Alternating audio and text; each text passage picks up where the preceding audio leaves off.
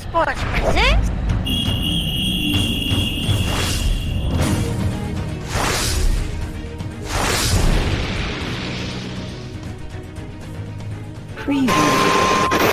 You're listening to The SIZZLE on Iron Skillet Radio and Iron Skillet Television. You know what it is. You know who it is. It's The SIZZLE. Oh, baby, we are back. And again, we are in the building. You know who's in the building. I'm G Sizzle. He's J Sizzle. What's going on, Jay? Man, I'm good, man. I got me a new business, man. Really? What's your new business? I'm in the personnel department, man. I got a whole new. I send out help, man. Like Ooh. you know, like the Minuteman. You know, when they send out help, like you need like your leaves raked and you need your gutters cleaned out. Mm-hmm. I got a whole new niche, man. What's that? Dude, listen. I'm paying $20, right? Okay. $20 a play, and you get a Bears jersey with a helmet. And you get to play offensive line for one play. You don't even have to know the plays because they ain't going to know them either. You know what I'm saying? Anybody need a job, come on down. No, we're not going to do that. You're not going to just do that. I can't do that? I don't think we can do that. Man. I think that the Bears are bad. Man, we're going to talk about them later on, man. But look, I'll pay $240. How about that? Because somebody got to. Terrible. They're terrible. That's terrible. Yeah. Yeah, man. I don't know if I want to even talk about it. I really don't. Oh, we're gonna have to talk about it later on. It makes me too sad. What? It makes me sad. This is a comedy of error. Look, we'll hit to him later on. We'll start the whole show. We'll never get to the other stuff. But this is a comedy of errors going on down there. Yeah, and it's not even a good comedy. No. That's the bad part. No. It's not a good comedy. No. It's like a really bad comedy, and I don't like it. I don't like it at all. No, sir. I don't like it. We should play Name That Offensive Lineman. That'll be a new Sizzle game. We'll talk about it. But listen, before we get all that done, we got to get some things done because we got to do some talking. So I've got to do my job and tell everybody about the wow word of the week, which is your wow word of the week. Everyone has to do their job. Yep. Do your job. Yep. You got to do your job. And you know what the wow word for the week is, Jay? No, but I'm sure you're going to tell me. Indubitably, the wow word for the week is presidential. Oh, I thought it was going to be indubitably. Well, I was like, how you spell that? Anyway. Well, no. When you are presidential, I got to tell you about being presidential. Okay. Now, in this era, we've been talking about elections. We've been talking about change. We've been talking about what's getting ready to happen with the country moving forward and how it will affect sports and affect us in our daily lives. But when you are presidential, my friend, you are the hottest and most respected person in the building, in the room, in the car, on the chat line, on the Facebook, on the YouTube. You are presidential. And with that wonderful color that you're wearing, my friend, you are presidential. Now, what happens if you were presidential and just a little while ago they told you were going to be ex-presidential? Now what? That's called you're fired. That's called it's over. It's right. Bye-bye. See you later. It's been one, bro. It's been one, yeah. It's been one. So let's get ready to get into it. We're going to talk about something that I know everybody wants to talk about. It's Tom Brady and Aaron Rodgers. Love them or hate them, they are your two leaders right now in the NFL, and they are the quarterbacks du jour. So let's talk about what's going on in the NFL. You like that? You like that? Okay, AJ. Do you know that Tom Brady and Aaron Rodgers share a space? And what space do they share? Well, what you have is Aaron Rodgers is joining Tom Brady in the history books. He is in history right now as one quarterback who has thrown in the first 10 games of the season.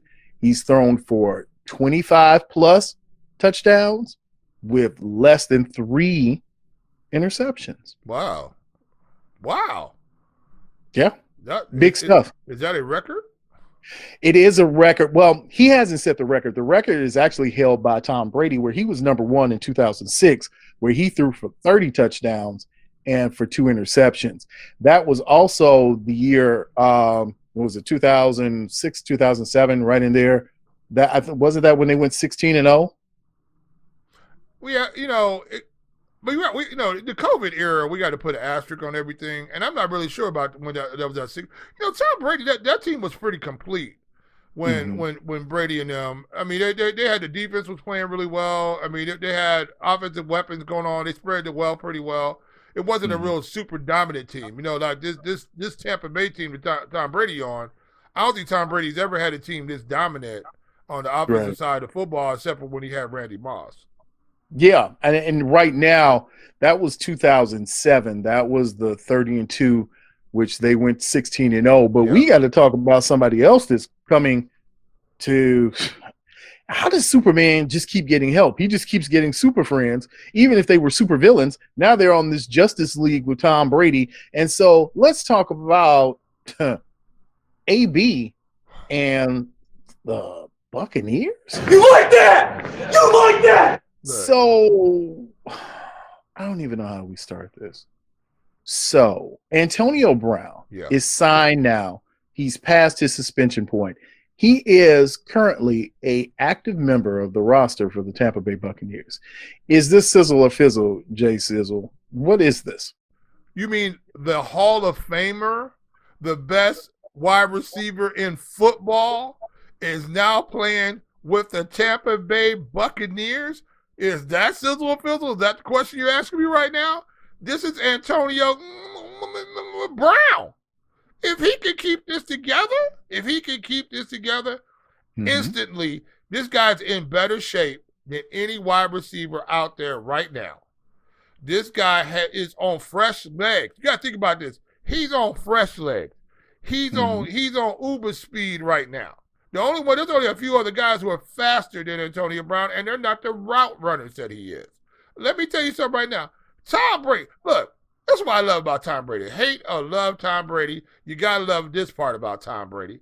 Tom Brady's like, come on, baby, come on down here. We got Gronk down here. We got Mike Evans. Godwin coming back off of IR. I think he just taped his whole leg back on or whatever was going on with him. And now he has Tom Brady, has Antonio Brown living at his house with Giselle up in here cooking falafel and fajitos, fritos, with banana peppers. Come on. It's an abundance of riches right now, and let's talk some fantasy implications because you brought up Chris Godwin and you brought up Mike Evans. Yeah. We're not even talking about Leonard Fournette that's still on the team. You've got things going on. You got Cameron Brate, who was the starting tight end, but now Gronk has posted double-digit numbers in fantasy for the past 2 weeks. Yeah. You've got the makings of something ridiculous. Now we're going to talk about the Bears later. Why? And because we got to talk about one of the teams that beat them this season. Oh, it's going to be a lot of teams going to beat them this season. But we'll talk about that later. No. The Bears beat the Bucs. Okay. We saw them. The Bears beat the preseason Bucs. Let's talk about it like that. All right. This is the Bucs the Saints about to see the Bucs. Okay, this is almost like pre-election. This is like mail-in ballots or actually who went to the poll. This is and you're talking about a linebacker core that Tampa Bay's got. Talking about Ndamukong Suh.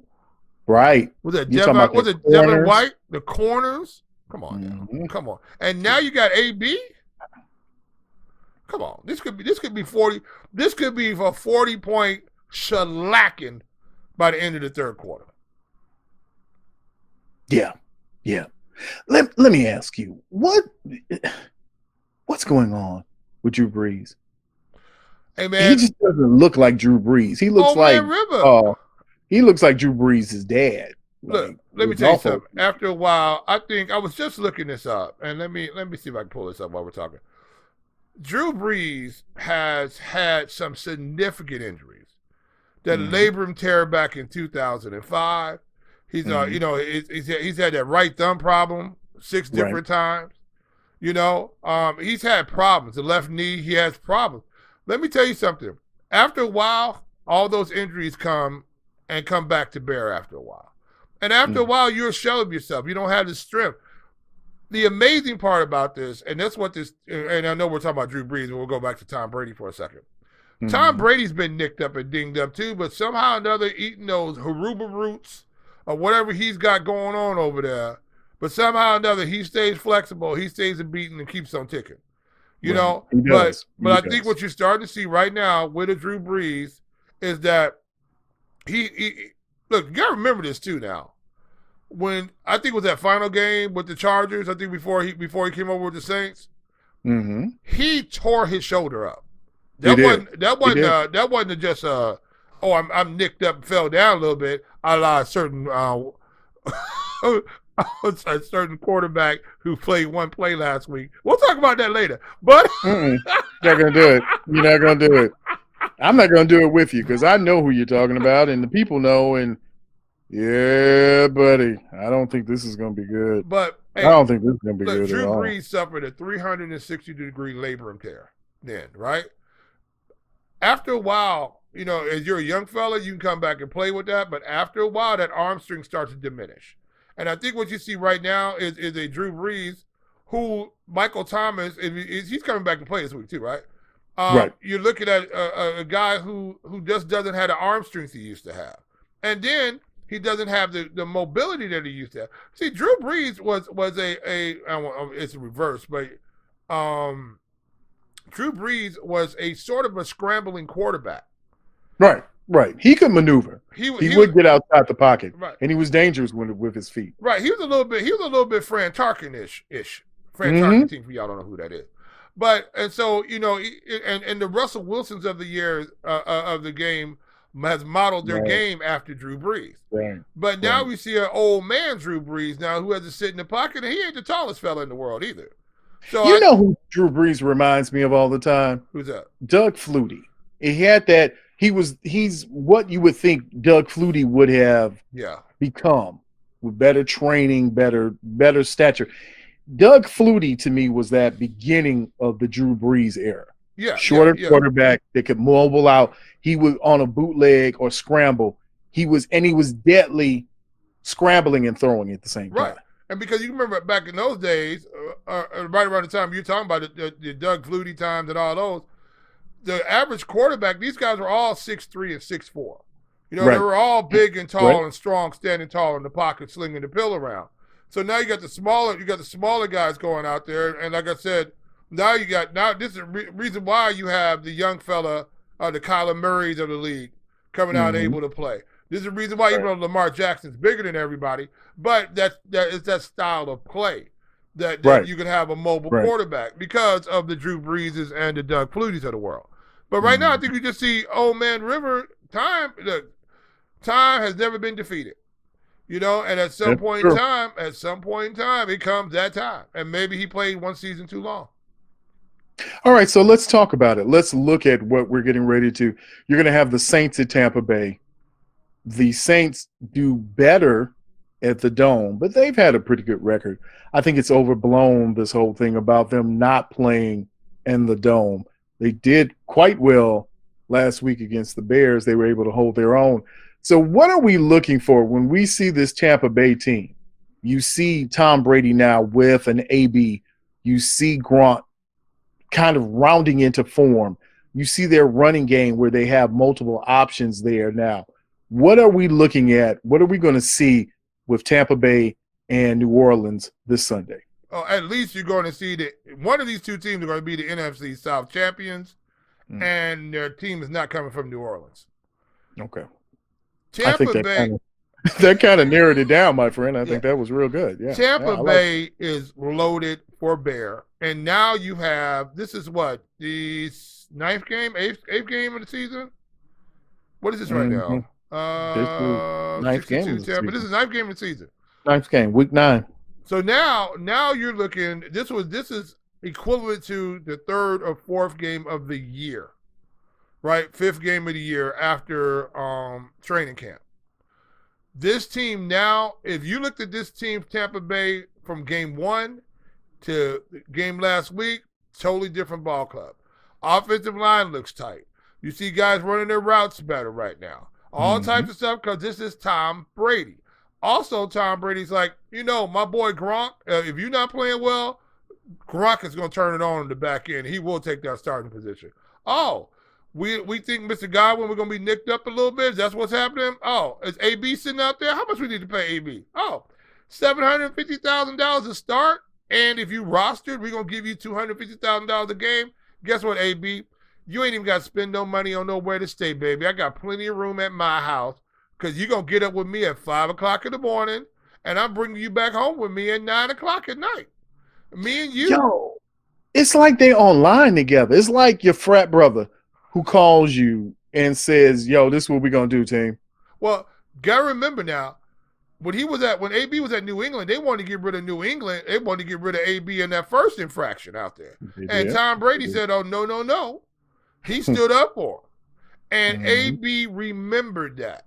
And because of that, it was like going, oh, okay. Now they saw they brought Leonard Fournette off the scrap heap. They brought him down there. We didn't even talk about that. So now you got a situation. Now what you gonna do? What you want to do now? You want to go to a 3-deep cover shell, and now you want Mike Evans and AB running through and Gronk going through your zone at the same time? This is what you want to do? No, you're not gonna be in a 3-deep cover shell. That ain't gonna happen. You're gonna be man up on the outside, or you're gonna be man on the outside and too high, and you're gonna try to put a safety over the top of AB. And now guess what we're gonna do it to you? Now we're gonna give it to Leonard Fournette, who's mad on fresh legs, right? And then don't they have another guy in that backfield with him too? Yeah, they got Barber back there, and then you've also got you still got Shady McCoy. You still got Shady back there. Got people, you've got them for days.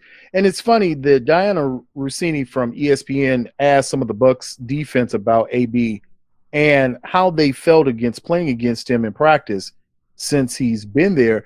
And the defense said he is spectacular. His legs are so fresh. We're beat up. So he's untouched and in shape. Yeah. So now what do you want? How do you want me to get this to you? Right. How do you want it? You want Gronk up the scene? You want to put your small, come on up here with your nickel package.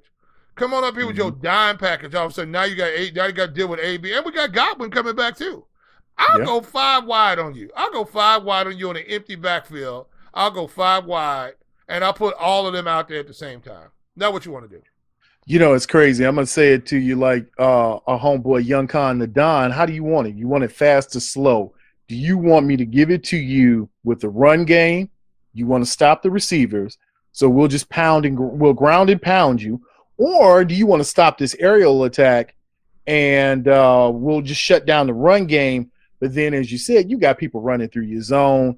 You got Gronk posting up on routes, and he's sending just open in the end zone. It could be bad. It could get bad real quick.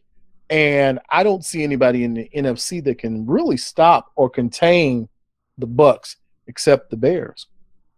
Well, okay, look. The Bears defense can contain anybody. The Bears defense can contain anybody in the NFL. Let me put that out there right now. True. This is a top 1, 2, 3 defense in the league. I'm not, pouring, drinking the Kool-Aid. No, I'm not pouring chocolate syrup on a pickle. You know what I'm saying? Yeah, that's true. Because no, I didn't have a pickle with chocolate syrup on it, but I did have something with chocolate syrup, and he covered the taste, and it was pretty good. But I digress. Oh, okay, but but the whole thing wasn't the pickle, though. Right, wasn't the pickle. Well, okay, but nobody wants any chocolate covered pickles. Right, this is what I'm saying, right? And so what I'm saying is you can make it taste better, but it don't go together. So that was just one of, but now, yeah. So you're looking at a situation now with Tampa Bay. The more they play, the better they're going to get. I think you find that Drew Brees, they didn't even know Drew Brees was going to play, but he did come out and practice this week. You got Michael Thomas coming out and playing this week. You got Alvin Kamara is always going to be great. I think you got Emmanuel Sanders Alvin coming back. Cook. Yeah. Emmanuel Sanders coming out of COVID. You know what I'm saying? And so you're looking at a situation where, you know, they're going to have some weapons out there. I mean, and this is just Drew Brees. Don't get it twisted. I mean, he's going to find a way. He's going to find a way to put some points up on the board. I just don't know if he has to stand back there and pat the football back there, and you got a Dominican Sue coming after you, got that linebacker core coming after you. Because, you know, look. Oh, I'm going to tell you what. Who's the new – I can't think of the guy's name now. The new defensive lineman that took over when Vader broke his leg. Oh, yeah, it'll come to me in a second. That guy's good. That guy is good. And he's a little quicker than Vader. So now you got a destruction named Dominican Sue coming off one side, and you have a guy who can blow gaps on the other side. So I think there's even a better defense now with Vader out of it. I hate to say Vader's a man child. But what I'm saying to you is that these guys, this team is going to get better and better and better because you have Tom Brady. Tom Brady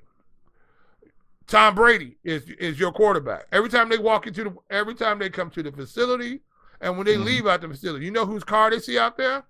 Whose truck is out there? Tom Brady. And he done went and brought Antonio Brown. He said, "Hey, y'all doing? Y'all having a good time?" Everybody, he's like, you know, you ever go have a friend, you go over their house and their mama had like real Oreo cookies. You know what I'm saying? Not the Hydrock ones, but not the Hydrock, but they had the real one. And she was like making manwood. You know, she used manwood sauce to make the sloppy joes. You know what I'm saying? Like he had real buns, you know, with the seeds on top of it. And she just happened to pull out some real ice cream, the Breyers ice cream. You know, to go. I mean, you know, you talk about the $8 a half gallon ice cream, that type of stuff. And she put the nuts. She put the nuts in a bowl on the thing with a spoon in it. You know what I'm talking about? And the little can of whipped cream out there. And you got sprinkles. That's what Tom Brady's serving up. Tom Brady, that's why all the kids want to come over to the house. It wasn't like you were so cool. It was because your mama was serving real ice cream with Oreos and sprinkles. That's why everybody wanted to come over there. Yeah, actually, people didn't even like you. They just liked your mama. Well, that came out wrong, but no, they did. They just like your mama's the way her cooking and keep going. Okay. Yeah, well, I'm not going to do it. I'm not going to do it. I'm not going to do it. All right, we're going to get our rating. Keep going. No. Tom Brady has become the football equivalent to LeBron James. Like he just, if he goes someplace, he's bringing his people with it. Come play with me. Because we're going to get this chip. Let me tell you something. In this COVID, you saw what LeBron did, shortened season, figured it out. I don't know how the NFL, I have no idea who is going to be playing at the end of the season in these NFL football games. It could be anybody. Look, I know we have some young ball players out here in the Northwest Indiana area where we're located at. I think they're playing for some championships coming up here pretty soon. Yes. You might see a couple of those guys actually in a Bears uniform. Yeah, big ups to Maryville High School. Maryville, let's go. Oh, those kids, they probably could send somebody to the league right now. Yeah. They're better this year than they were last year. Yeah. So now, but you got that type of situation. Who's gonna be playing? And so now here's the thing about with Tom Brady. Tom Brady is leader enough where he can tell everybody, all right, look, let's lock it down. Y'all want to win a championship? Let's lock it down. And these guys, because he's Tom Brady, they don't want to let Tom Brady down. They'll lock it down. They're not trying to sneak out and go to the strip club. I mean, some of them probably are, but I'm just saying, for the most part, you know, they are taking a hand sanitizer with them at least. You know, and doing everything they got going on. Speaking of strip clubs, woo, problem down there in Atlanta, wasn't it? You know what, young people, and take this from, you know, the old grizzly veteran now. I looked at my beard and I was like, wow, that's a lot of length on that. I just called it wisdom. Yeah. Let me say this. First of all, the SIZZLE and all of us, our prayers go out to King Von and his family. Right. The release of his new mixtape that came out. A young man who it seemed like he was getting ready to put it together. But what we found in life is that karma can be a very karma can be disastrous. And if you don't put good vibes out there in the world, you're not going to get good vibes back. Yeah, and the thing about it is that we understand this is the lifestyle, and this is life imitating art or art imitating life. Not really sure which way it is. But these lives that are lost are real. And right. These real people, lives. Right. And these people are not coming back. And you have families that are in pain on both sides. I mean, there's been whatever's going back and forth, and I don't, I'm not going to get into any of that. I don't take sides on any of that or whatever's happening. I'm just saying, young men out here, think of your moms and your sisters and your dads and things like that. And the actions that you take not only affect you, but they also affect all those around you. Mm-hmm. And maybe this is a time, hopefully reflection-wise, because we've had a couple of guys right in the Chicagoland area who've been who met their demise, and now's the time to look in a very short time in between that, and it's time maybe to look at this thing and go, wow, maybe this isn't a game anymore. Maybe we know you're playing for keeps, but now they're getting better at getting it done, and how sustainable is this? Whatever the situation is. So for everyone involved, let's take a step back and think about what you're doing, how you're affecting your families. And secondly, too, is that we say rest in peace, but these guys are not putting out another mixtape unless they got, somebody has their masters or whatever they're doing. These guys aren't coming back out. They're not coming back through the door again on both sides or whatever side you're on. Everybody's in pain. You're missing people, whatever the situation is. So I would just, especially our young men, there's a bigger fight out here to fight. There's a fight for equality. There's a fight for equity. And for all you young guys out there, we need you in this fight. We're losing some of our better young people out here in this war amongst yourselves, where we have to realize is that the war is not amongst you two. The war is being put upon you. You understand what I'm saying? Mm-hmm. From outside forces who've allowed these situations to occur. And so we have to see, are you the king on your chessboard or are you a pawn on your chessboard? Are you moving the pieces or is somebody moving you? That's what we need to look at. And so I would say with all the young people, especially our young men, our young ladies, all your teens and your 20-year-olds and things like that, let's think about what you're doing. Your life is so important, and you could definitely affect the lives of a much younger generation, because we got to break this cycle because we're losing too many of our great young people like this. We are. And this is a situation, be it King Von, be it FBG Duck, whoever you are, 600, O Block, if you're BD, GD, at this point, young people, this is the time we talk about change and reflection. This is the time to look at your actions.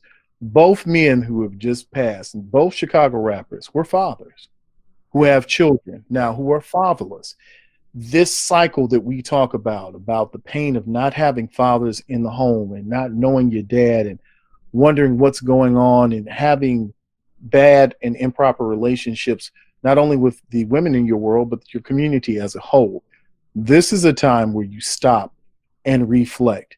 Your actions, just as you said, Jay, who's controlling the chessboard here? Yeah. And that's the question you have to ask yourself. And I say it all the time. You have to learn, in the great words of Chuck D, what's the game behind the game? Right. And you have to understand what are the pieces that are being played. And it's been the same thing in this election. If you didn't understand the true pieces that were being played, you didn't understand the whole game. And this game is serious, because this is not Grand Theft Auto. This is not a good game where you get to reset and say, hey, let me try it again.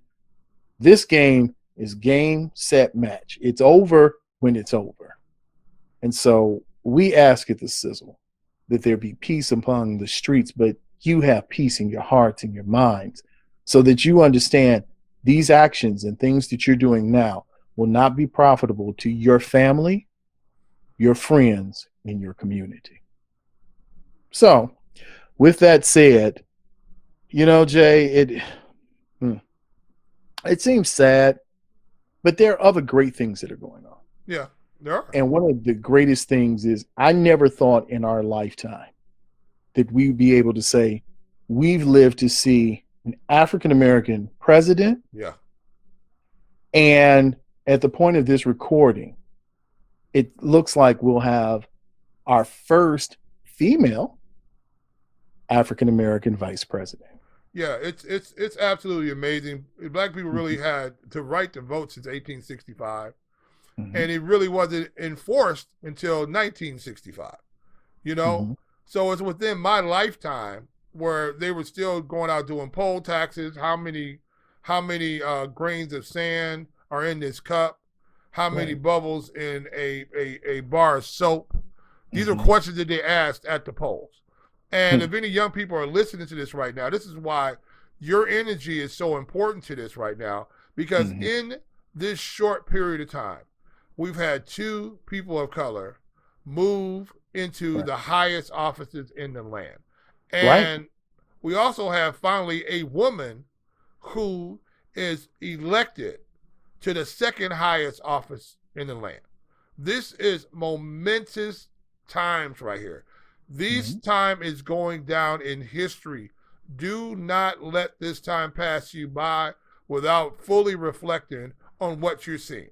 Now, we understand there are 2 different sides of the aisle. There's Republicans and there's Democrats.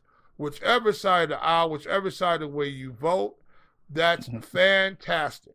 Vote for who you want to vote for. Support who you want to support. But the one thing we have to do, I'm wearing blue today. The one thing we have to do is that I still am going to embrace my brothers who wear red. The second thing about this is that beyond everything is red, white, and blue on our flag. And I don't care how bad it is, at the first and foremost, we're all Americans. And we have to stand together. We might have differences, but we have to stand together in one thing under one flag. Now, is everybody going to be happy underneath this flag? No. Is there somewhere else you want to go? Maybe you say you want to go somewhere else, but when you get there, you're going to find out that somewhere else ain't what you think it is. You know what I'm saying? We live in the most prosperous country in the world, right here. You can start from nothing and make a way for yourself in the United States, even if you start being held down. So the whole thing about this is that not only is this momentous for us in this day and time, but it's always momentous for us 100 years from now. These times are going to make a difference to children who are not born yet. This is why this time is so momentous right here. They're going to read back in the history books and read about this. So what I'm saying to this day, don't let this pass you by. Make sure you take some time out and reach out to each other across the aisle right now. I know a lot of people have been divided. Some people don't like Republicans and some people don't like Democrats, but that is a label that's put on you. We are not enemies. We are people who have 2 different opinions of governance, but that doesn't make us enemies. That makes us being able to live in democracy together. Because there are some places on this planet right now, some countries, that if you thought contrarian to what was going on, what the government was saying, you'd be in jail right now. Take time right now to take stock of what we have here in the United States of America. Some people of color are like, I can't stand the country. Some people who are not of color, the country is becoming too dark, or it's becoming too there's too many different persuasions going on or whatever. Regardless of whatever happened, this is the greatest melting pot in the world right here. This is the greatest country in the world right here. And take time to look at this. And if you don't like it, do something about it. Make it better. If you don't like what the police are doing, they got plenty of police departments that are hiring. Go out here and go be a police officer. If you don't like the politics out here, go and start running for your local office. Go do something. But sitting behind your keyboard and complaining about something is not going to get anything done. And I don't know how we got all the way over here, SIZZLE. I thought we were talking about Tampa Bay. But anyway. We were, but it's so much that we've got to cover, and we don't have a lot of time to cover everything. Yeah. But I am so proud and we've talked about it before. That's why we've moved to the term, and we use the term melanated, because we don't need to talk about color as a dividing line, but we say there are melanated people and there are non-melanated people, and we all live together in one unison harmony. Right. But I am so proud of the women who have worked, and it's never been, I've always been in a family where everyone was respected by their merit, not by their gender. Mm-hmm. And when you see women who have brought people to polls, changed elections, been able to change the course of history, this is a phenomenal time in our history. It is one of the greatest times, and maybe for these young people, those generations that are after us, this will be the turning point for you to understand that if we work together and we're united as a front, anything's possible. Anything can happen. We talk about it all the time in our fraternity. Yes, we have different fraternities and we're all in our own organizations, but that does not mean that we don't have the opportunity to come together and work together as one for a common good or a common goal. Yeah. Because we're all melanated. We're all in our communities. And as you said, Jay, if you want to change laws, if you don't like what's going on, go to school. Yep. Going into political science, become an attorney. You don't like what's going on in medicine? Go to school, get your medical degree. You don't like what's going on right now in your streets or in your community? Go and be a political advocate, or go and be an officer. Then go in after you've become an officer. Now you say, I need to get into administration. We need to change things. It's not about defunding police departments. We're not talking about taking police out of the community. Yeah. We're talking about redoing, reconfiguring, putting together a better way of life for the community. And once you learn how to do it, once you have people who have a vision and drive and goal and can see how to get there, it makes all of this easier. But if you don't have the vision and you don't have a good leader. So we talked about Tom Brady. Tom Brady, a great leader right now. Yeah. For the Tampa Bay Buccaneers, one that the whole organization can lean on, not just Bruce Arians, not just the assistant coaches, the whole organization. When you talk about players who, as you said, if Tom calls you, he texts you like, need you at practice in an hour. You coming? He's the person you say, you call your wife, you call your significant other, your mom, can't make it, got to go. Yeah, we got practice. And here's the funny thing about that. Is that you tell her you can't make it, and she'll say, well, why can't you make it? You say, well, Tom called me. And she's going to say, okay. Right. That's it. Oh, Tom Brady called you? Oh, yeah, you got to go. I got to go. Tom called. We're meeting up. We got a meeting. We'll be there. I'll probably be there late. I'll see you when I get home. Yeah. See, that's leadership. And Bruce Arians doesn't have to guide that because you've got a quarterback who's at the helm. Conversely, for the Chicago Bears, you don't have a quarterback at the helm. You don't have a good leader in Matt Nagy. You don't have a organizational fit or structure to what's going on. There has not been since the Bears in the 80s a organizational goal and push. And I don't even know if it was really a goal and push there. They were blessed to have a good defense for about 6 years, and then it all fizzled out because there was no vision. There was no goal. Yeah. Nobody wrote the vision and made it plain. And so now you're looking at a Bears team where you have two quarterbacks. Neither one are good. 1.5 quarterback. You got 1.5 quarterback. You don't even have that. I maybe put together they might be one. Hey, what? It's horrible. It is horrible. And I'm gonna say this: big shout out to Mitch. Let me tell you something. If I were Mitchell Trubisky in this kind of foolishness, just if I were Mitch, just in his position, I might think about shutting it down for the rest of the season too. I'm going down. I got one play and I'm going down. Not saying that's what happened, but he was like, "Oh, let me lead with my shoulder." Oh man, that is like so much pain. And let me say, and jump in. I'm gonna let you right back to it. Nick Foles, it ain't Nick Foles. Nick Foles, it ain't your fault. It ain't your fault, Nick Foles. You can't throw the ball and you running backwards. Literally, Nick Foles is on the 4x100 team, and they hiking him the ball, and he's taking off going the other direction like he got the baton. It's Yeah, like it's a sprint. It's a rally sprint for him to get to a position to just throw off his back foot, just like and that's about how it goes every time. Because he's looking over at Matt Nagy like, dude, did you not hear me just tell that dude the other day I can't do this 5-step drop? I just told him. Now you want me? You calling one more play in here again with this 5? That's what Mitch did. Mitch was like, oh, you want me to do this RPO? Okay. Okay. I'm tasting him now. Okay, I'm gonna run. So that's what we doing? Oh, you gonna split me out wide? That's what we getting ready to do? Oh, okay. All right. Okay. See, I mean, I ain't saying that's what happened. I'm just saying.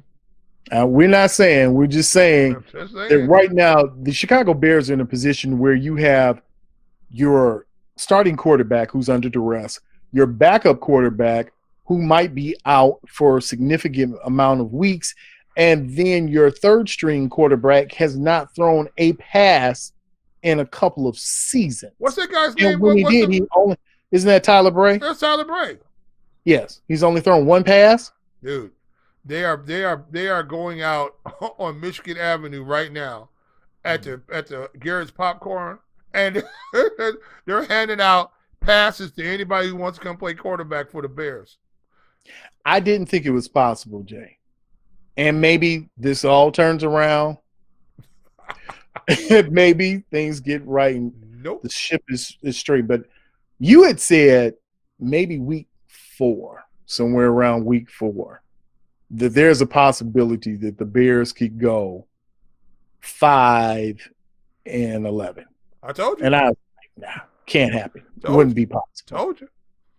But now you have your whole offensive line is out. Not just a little bit. Your whole offensive line is out. And the thing about it, it's not those guys' fault. Well, you know, this injury bug on this offensive line has been going on for a long time, though. Back when Mr. Long was getting dinged up. You got the COVID bug now going, which is not a bug. It's serious, which goes back to the election and some things that maybe should have been done a few months ago that could have alleviated this, and maybe over 200,000 Americans would still be alive, but I digress. Let me say. I'm wearing my blue.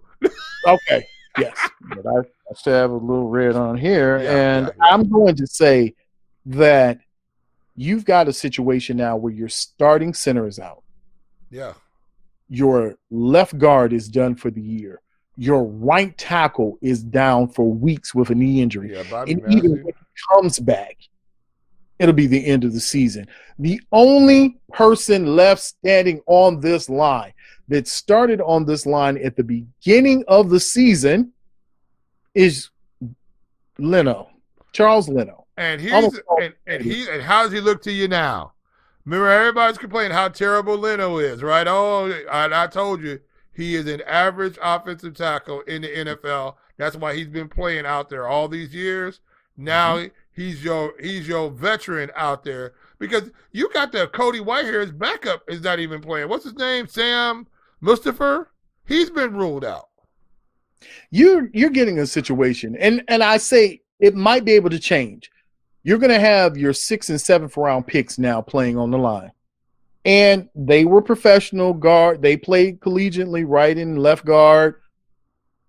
You got some tackles playing now. Rashad Coward should not be playing anywhere on the line. If he was not built, bred, and made to be an offensive lineman, there's no need for a defensive lineman. Was this just a resurgence, though, or a hoping like they were going to get a James Big Cat Williams? Because he was a defensive lineman that got switched to the offensive side. Okay, but he was Big Cat. When you looked at Big Cat, you looked and said, my God, that is a massive mound of a man. Yeah. That is amazing. And once he got his mitts on you, you didn't go anywhere. You were there, and you're talking about an all-star who for multiple years was an all-pro. Big Cat was synonymous when you talk about Chicago football. You talked about Big Cat. He and Olin Cruz. That was your line. Yeah. And back to your point, when it goes back to, had you left Long in position, had you left him at right guard, because you started him at right tackle, then you tried to move him on the left side, then he found a home at right guard. Yeah.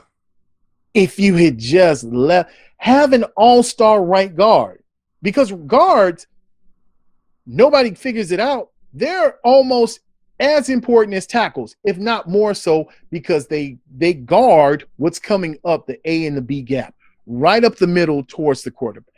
Yeah, They have to work in tandem.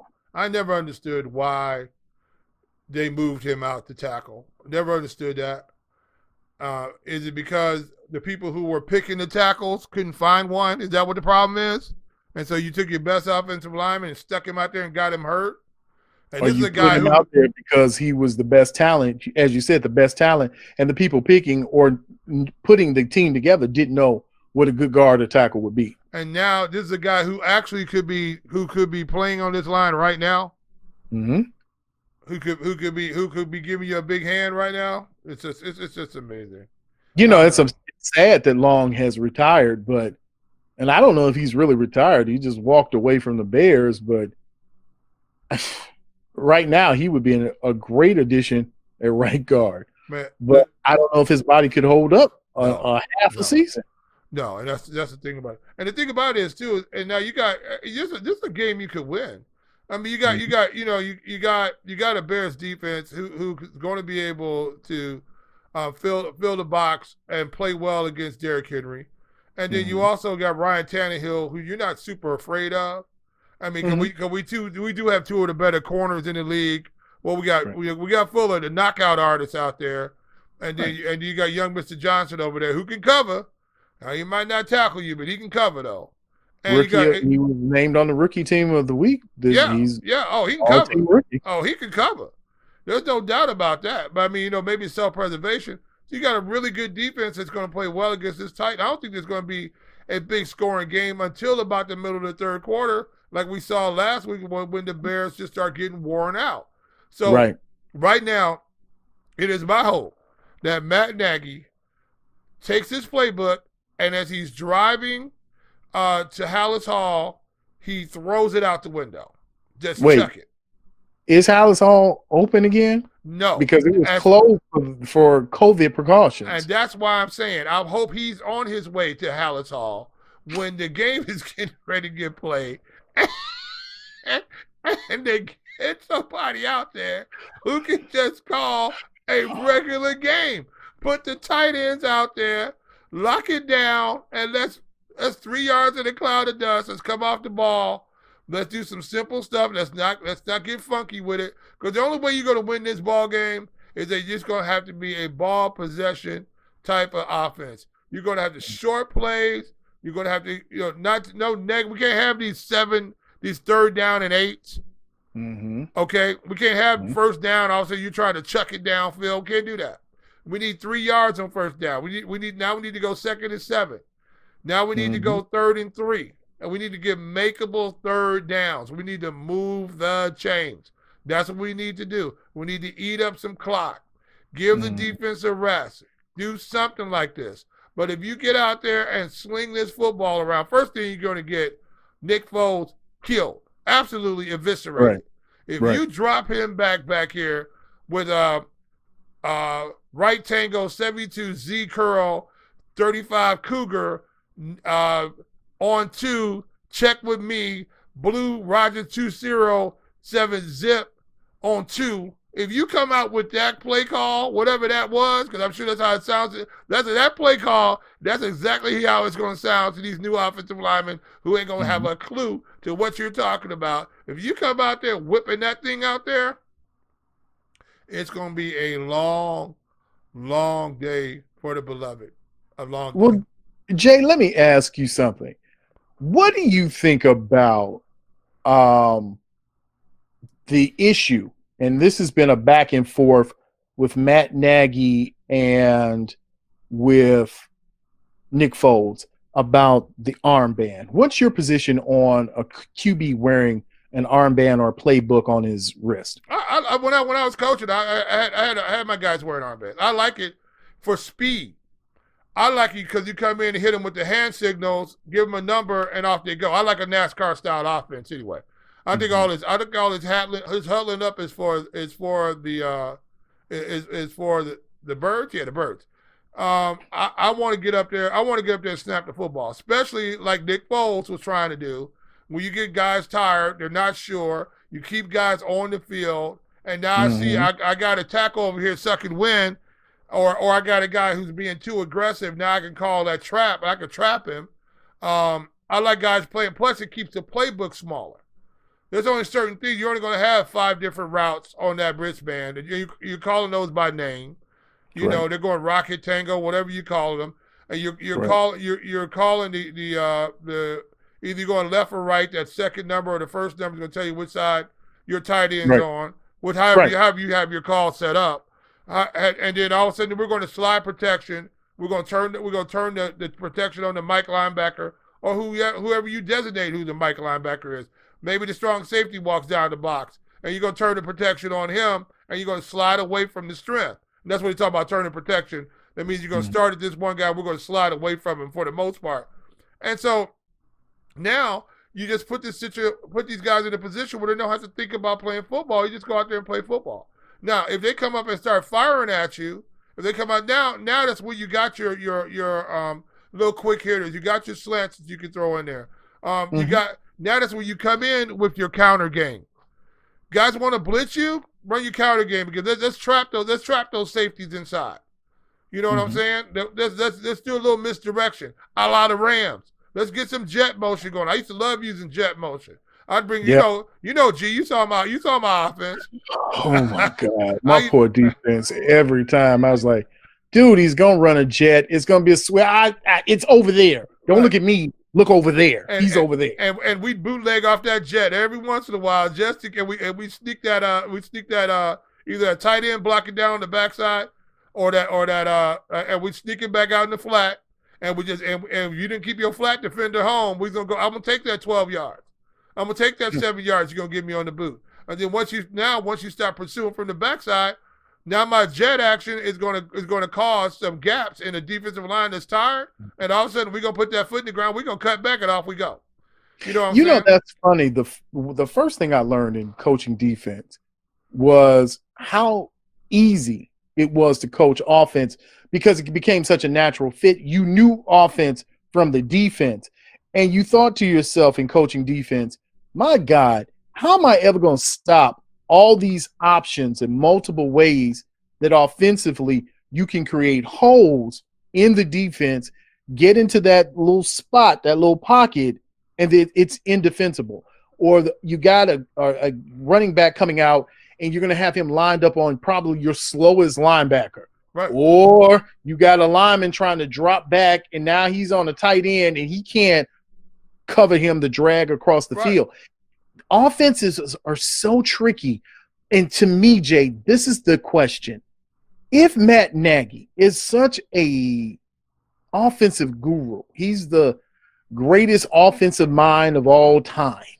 Now, you've never heard anybody from Kansas City say the things about Matt Nagy that they're saying about Coach Bieniemy.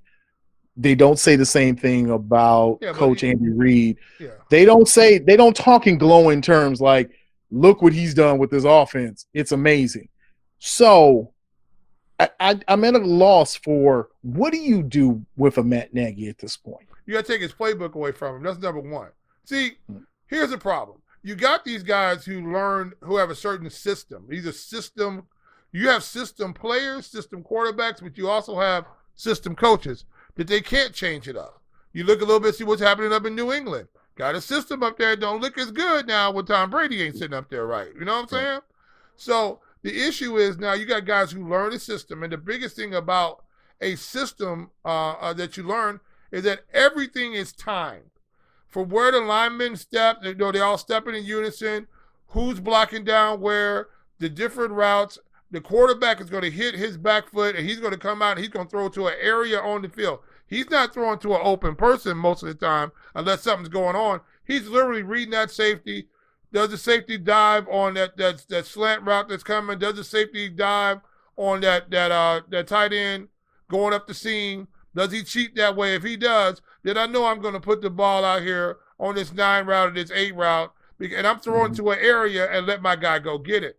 The problem is once you know that, now I can put all the fancy stuff in my last 200 pages of my offense now because I know where guys are going to be on the field.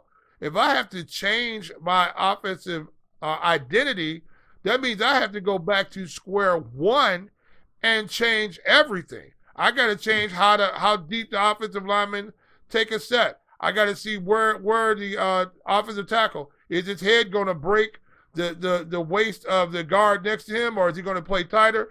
Are we jamming these guys up front? Are we going to come off the ball like we're running like 90 protection? We're going to come off and bang into the guys like we're running the run play, and now we're going to go and pass that. What are we doing? So all these things are different now. So it's that's why you don't see guys change. Offensively, and take basketball. If you got a great scorer, you can change in basketball because you don't have to change as many players. But when you have to change, you can't change offenses from week to week to week.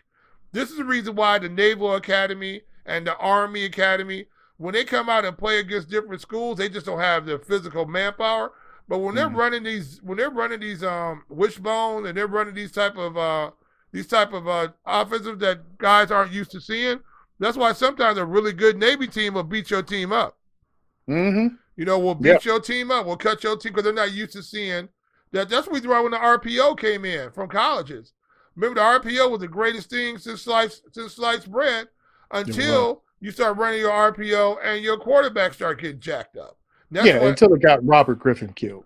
Yeah, literally. Got him, still in the league, but, literally stopped his career. Stopped his career. Because Robert Griffin, if y'all don't remember, Robert Griffin was great. He was great until he got hit. You know what I'm saying?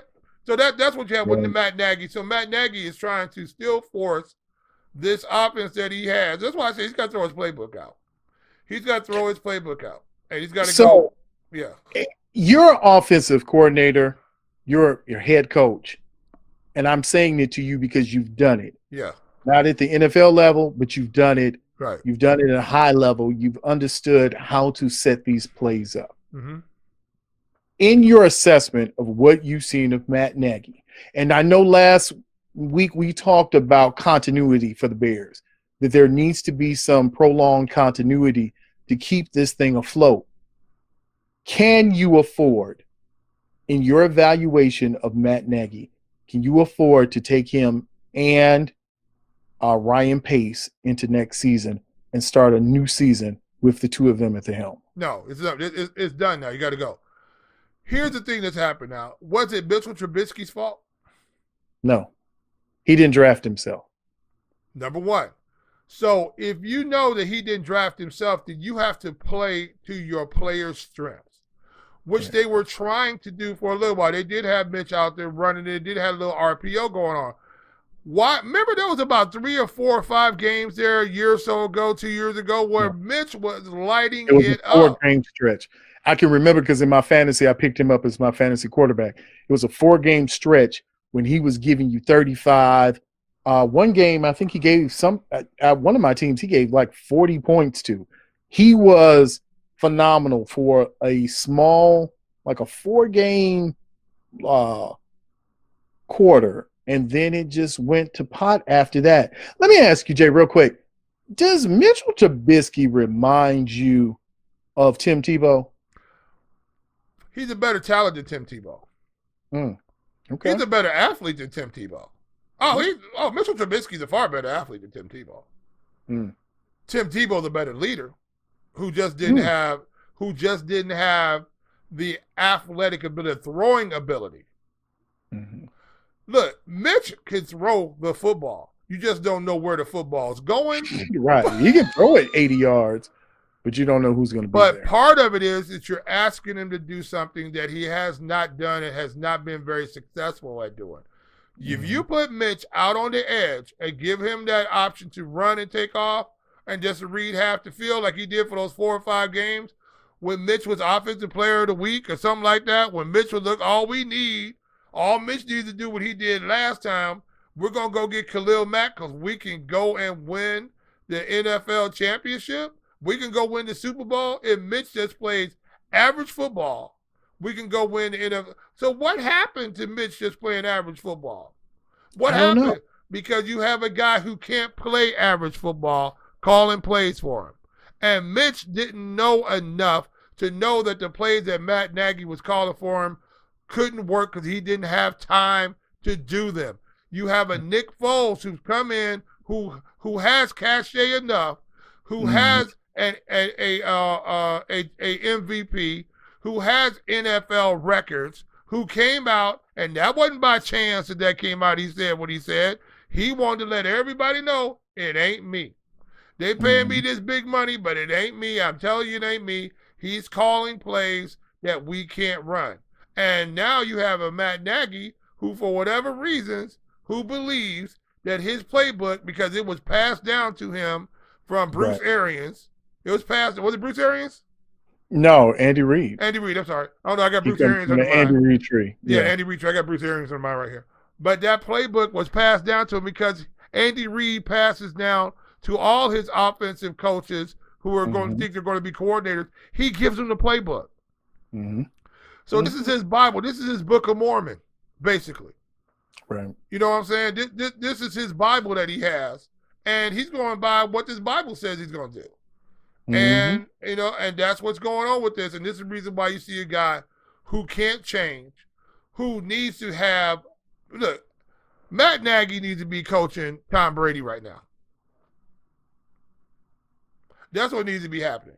He needs to be coaching Tom Brady right now because Tom Brady would go in there with a marker and mark 3/4 of that book out. We're not doing this. We're not doing this. We're not doing this. He even bristled a little bit when Nick Foles was getting in his behind about letting him run a fast tempo offense when he wanted it. You know what I'm saying? Because he wants to be the star. Matt Nagy wants to be the star. It's his super ego that he's got going on. That's what the problem is with Matt Nagy. His ego is too big. It's amazing. How do the Bears keep finding these dudes? Because the first thing is this. They don't want to pay for people. That's number one. When they get a good coach, they don't want to pay them and keep them. When's the last great coach, and don't say Mike Ditka, when's the last great coach that you had here? Lovie Smith. Lovie Smith should have kept Lovie. Lovie, there was no reason to get rid of Lovie, and he took you to the playoffs. Took you to the Super Bowl. No reason to get rid of Lovie. Lovie still should be coaching the Chicago Bears right now. Yeah. You know, now, I don't want to hear. Did his defensive schemes kind of run its course? Yeah. Yes. Well, you could say the same about Mike Tomlin. Right. Lovie's Achilles heel was he never had a good offensive coordinator and a competent quarterback. Absolutely right. Now, when you have Mike Ditka was here, you have Buddy Ryan, right? Who was a better coach? Buddy Ryan. Yeah. Buddy Ryan was a better coach. Should have got rid of Ditka and kept Buddy Ryan, to me. Well, let me ask you this. Last question before we get ready to walk out the door. As we leave at this point, and it might be too much, and knowing they didn't pick up the option for Mitchell Trubisky, can Mitchell Trubisky be saved as a Bears quarterback? No, as a Bears quarterback. Or is he going to be a terror for the Bears when he goes to another team and comes back and destroys the Bears, a la Leonard Floyd? You see how I'm doing my mouth, right? Yeah, I'm doing that. I'm doing my mouth like that. This one's gonna come back and haunt him at some point in time because you need a quarterback whisperer. You need the quarterback whisperer. You didn't need the guy. I know how to drive an F1 race car. Since I know how to drive it, but I'm not a real racer myself, Mr. Nagy. You know, I played in the Arena League, but I never got to the NFL label. You know what I'm saying? That's why you see a Byron Leftwich is able to deal with why is it Byron Leftwich here? Why isn't he here? That's a guy who has played in the league, knows what it takes to be in the league. Can you see Mitchell Trubisky under a Byron Leftwich? You know who I thought about was Jim Miller. I know he called and he's doing a lot, but there's no other quarterback. When you talk about in the city of Chicago, there's no one much better than Jim Miller breaking down play. And he sees it, calls it, diagnoses what needs to happen. Right. So why don't you have that guy, a quarterback whisperer here? You know, who's a guy who could get into his head, tell him what he needs to do, where exactly his feet need to be to throw the football. Because I don't know if you look at Mitchell Trubisky, his action when he's throwing the football.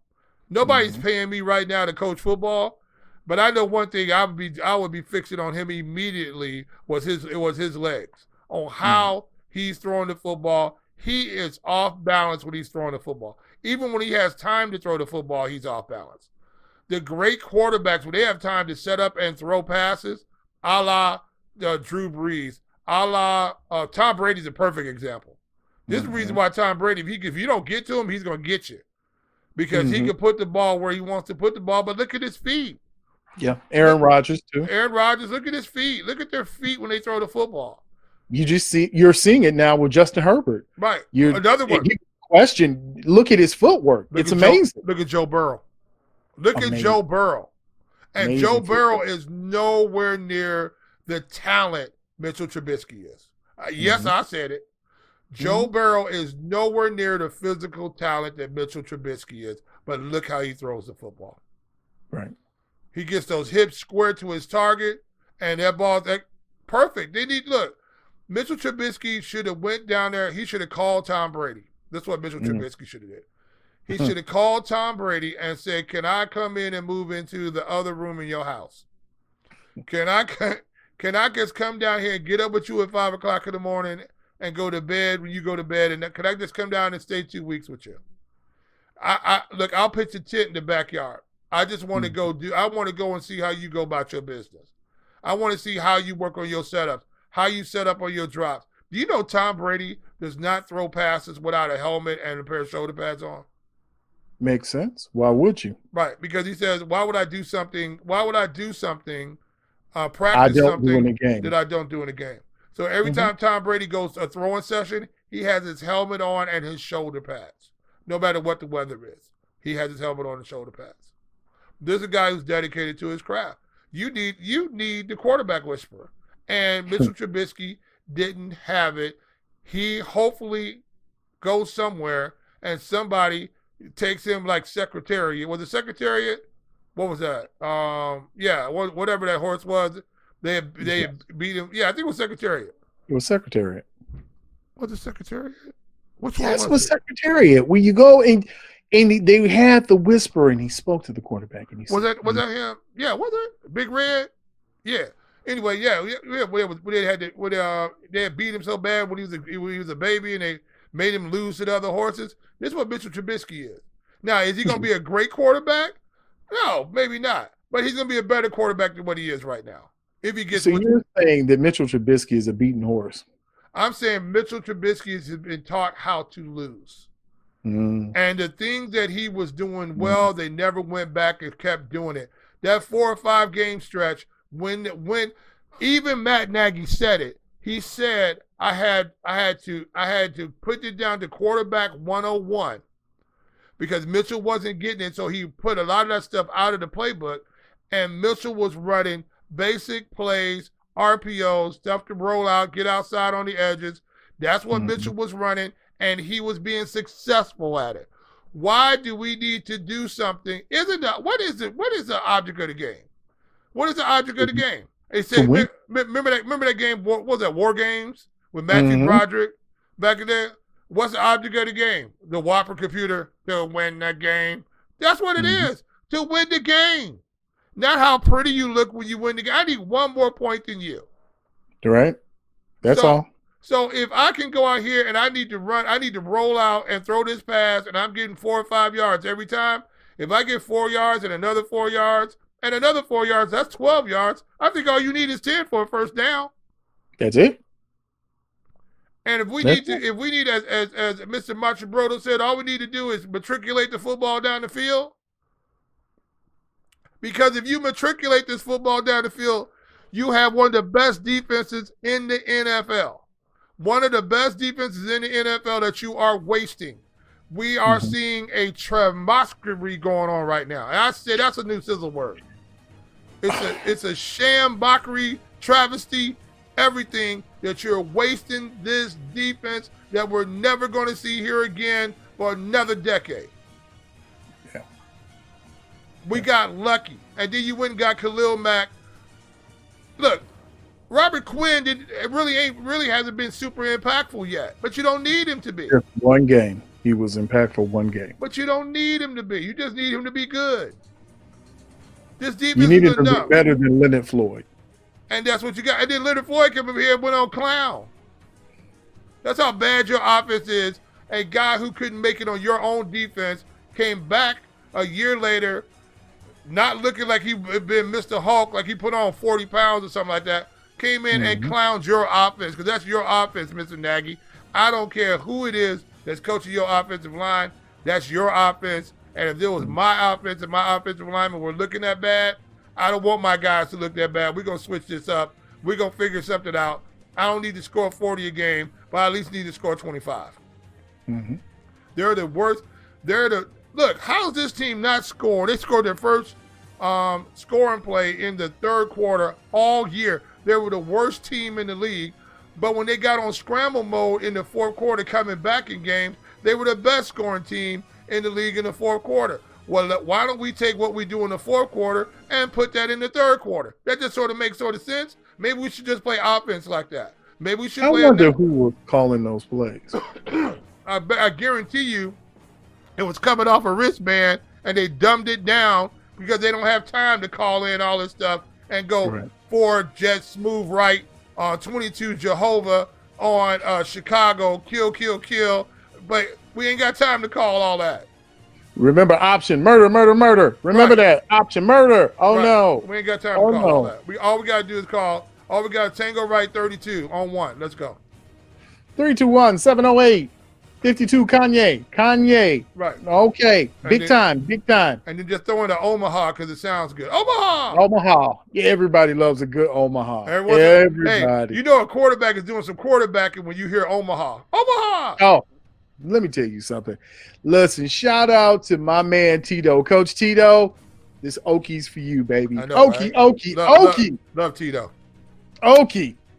That means it's getting ready to come to the end because we're getting ready to wrap this joker up. So we get ready to wrap it up and we get ready to do it like it should be done. Before we get out of here, wow, bro, we got to leave the people with something hot. So Jay, leave the people with something fresh and hot. Don't look into the past, look into the future.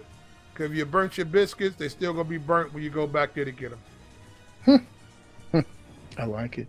I don't know what that means, but you know what I'm saying? All right. Good. You know what? You're listening to the Sizzle, the best talk, the hottest talk in the 219. We are the Sizzle. I'm G Sizzle. He's J Sizzle. And we are out until the next time. And remember, love yourself, be yourself, and be true to yourself. And whatever you do, keep it sizzly. Did you know that you can listen to Iron Skillet Radio on Spotify, Apple Podcasts, Google Podcasts, and Anchor? It's easy. Look for Iron Skillet Sports or #Skillet_sports for our latest episodes. We are Iron Skillet Sports.